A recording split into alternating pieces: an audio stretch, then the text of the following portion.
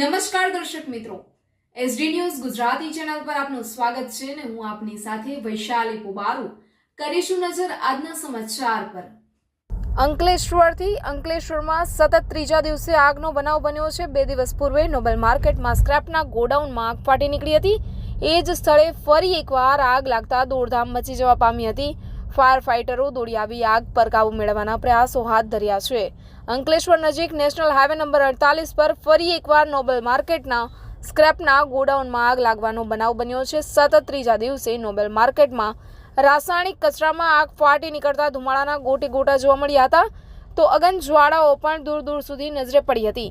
આ અંગેની જાણ ફાયર વિભાગને કરાતા ફાયર ફાઇટર તાત્કાલિક ઘટના સ્થળે દોડી આવ્યા હતા અને આગ પર કાબુ મેળવવાના પ્રયાસો હાથ ધર્યા હતા.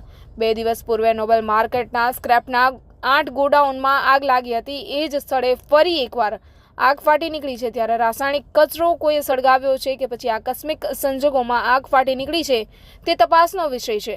ત્યારે અંકલેશ્વરમાં છેલ્લા 3 દિવસથી આગના બનાવોએ ભારે અફરાતફરીનો માહોલ સર્જ્યો છે. આગની ઘટનાના પગલે અંકલેશ્વરના નાયબ મામલતદાર સહિત જીપીસીબીની ટીમ દોડી આવી તપાસ હાથ ધરી છે. Reporter Jayesh Prajapati, S D news Gujarati, Ankleshwar.